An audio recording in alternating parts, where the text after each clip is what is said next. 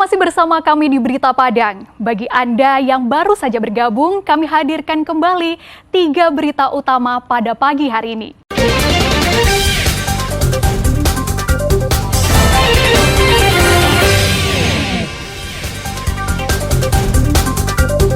Dalam kurun waktu 4 bulan, Imigrasi Padang deportasi 15 warga negara asing karena menyalahi izin tinggal.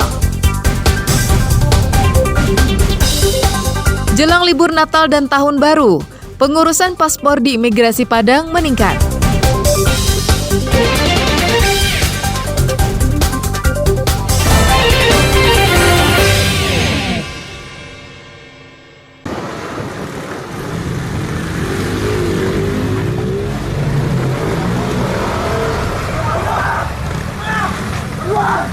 Petugas kepolisian dari Polresta Padang Minggu dini hari menggelar razia cipta kondisi. Operasi ini dilakukan di beberapa tempat, salah satunya di kawasan seberang Padang. Sejumlah remaja yang tengah tawuran dan balap liar kocar-kacir melarikan diri ke permukiman saat mengetahui kedatangan polisi. Bahkan saat akan ditangkap, sejumlah remaja berusaha melawan petugas menggunakan celuritnya. Namun aksi tersebut berhasil diatasi petugas. Dalam razia kali ini, petugas menangkap 18 remaja bersama senjata tajam yang dibawanya. Selain itu, polisi juga menahan sepeda motor tanpa surat-surat serta memakai knalpot bising. Para remaja yang membawa senjata tajam akan diproses sesuai dengan undang-undang yang berlaku. Pelaku tawuran yang masih di bawah umur, maka polisi akan memanggil orang tuanya untuk membuat surat perjanjian. Sedangkan sepeda motor yang tidak dilengkapi surat-surat akan ditindak pidana ringan, yakni sepeda motor tersebut ditahan di Mapolresta Padang dan pemiliknya wajib mengikuti sidang di pengadilan serta membayar denda yang disetorkan ke kas negara. Hasil jir kita malam ini berhasil kita amankan 18 orang yang pelaku ini juga melakukan tawuran. Jadi tadi memang ada anggota yang mau dibacok oleh pelaku, yang diayunkan celuritnya. Habis dari celurit, anggota tadi ditabrak dan pelaku sudah kita amankan. Pelaku bisa dijerat dengan Undang-Undang Darurat Nomor 12 Tahun 51. Razia cipta kondisi ini akan rutin digelar Polresta Padang. Hal ini disebabkan karena tawuran dan balap liar kembali marak di Padang. Alfi melaporkan dari Padang.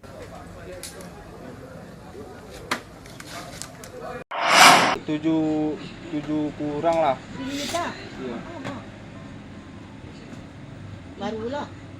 Baru 102 hari baru.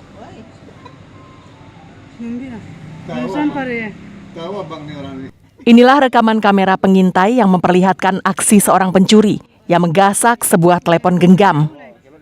Peristiwa ini terjadi di depan sebuah kedai swalayan di daerah Padang Selatan. Pelaku datang bersama rekannya ke swalayan dan membawa kabur sebuah telepon genggam yang tertinggal di bagasi sepeda motor. Meski polisi telah mengenali wajah pelaku berdasarkan rekaman kamera pengintai, tapi pelaku tak bisa langsung ditangkap. Pasalnya, usai mencuri, pelaku kabur keluar kota Padang.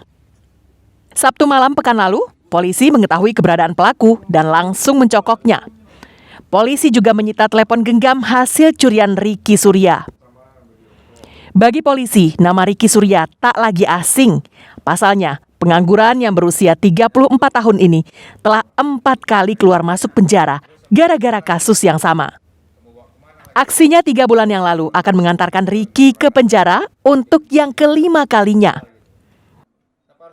Kebetulan yang bersangkutan residivis. Jadi setelah kita menerima informasi di media sosial viral, kita langsung melacak. Namun yang bersangkutan sebelumnya sudah menghilang atau sempat melarikan diri dan beberapa bulan kemudian muncul kembali. Hingga terakhir kita monitor keberadaannya di wilayah Simpang 6, lalu kita amankan. Kini Ricky Surya masih diperiksa polisi di Mapolresta Padang. Polisi ingin mengetahui pencurian lainnya yang dilakukan Ricky dalam 3 bulan terakhir. Tertangkapnya residivis berulang kali karena kasus yang sama menjadi bukti jika pembinaan yang dilakukan di lembaga pemasyarakatan tak berhasil seperti yang diharapkan. Sudah sepatutnya pemerintah mengkaji ulang pola pembinaan di lembaga pemasyarakatan tersebut. Pasalnya, residivis yang ditangkap polisi kerap terjadi dalam 2 tahun terakhir. Alfi melaporkan dari Padang. Pertama beli rokok, terus sepatu beli rokok. Jelang libur akhir tahun pada Desember tahun ini, permohonan penerbitan paspor ke luar negeri di kantor imigrasi kelas 1 Padang meningkat. Singapura dan Malaysia masih menjadi negara tujuan yang paling banyak dikunjungi. Kepala Kantor Imigrasi Padang, Ezardi Syamsu, mengatakan, jika sebelumnya permohonan pembuatan paspor rata-rata sehari hanya 80 orang, sejak awal Desember jumlahnya meningkat menjadi 100 hingga 120 orang per hari, atau naik sekitar 30%. Selain Singapura dan Malaysia, negara tujuan paling dominan, Arab Saudi, juga banyak dikunjungi untuk kepentingan ibadah umrah. Ada beberapa faktor yang membuat permintaan penerbitan paspor meningkat. Salah satunya, mulai landainya kasus COVID-19 di sejumlah negara, dari pandemi menuju endemi. Kondisi ini sangat bertolak belakang dengan suasana pada tahun lalu, saat pandemi COVID-19, maksimal hanya 10 orang per hari.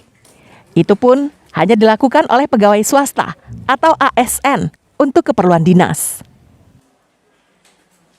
Pandemi rata-rata ada 10, 20, ya, bahkan 5 orang, ya kan? Karena memang ditutup kan, untuk orang melakukan perjalanan ke luar negeri itu ditutup. Negara lain tidak menerima, kita pun sendiri tidak membolehkan warganya untuk keluar untuk mencegah penularan penyakit. Pada tahun ini diperkirakan sekitar 10.000 paspor baru yang diterbitkan imigrasi Padang. Peningkatan mulai terjadi sejak bulan Juli lalu, atau setelah aktivitas mulai normal usai pandemi COVID-19. Robiha melaporkan dari Padang. Saudara, informasi tadi sekaligus menutup berita Padang pagi ini. Saya Frin Meriana dan tim redaksi yang bertugas mengucapkan terima kasih. Sampai jumpa.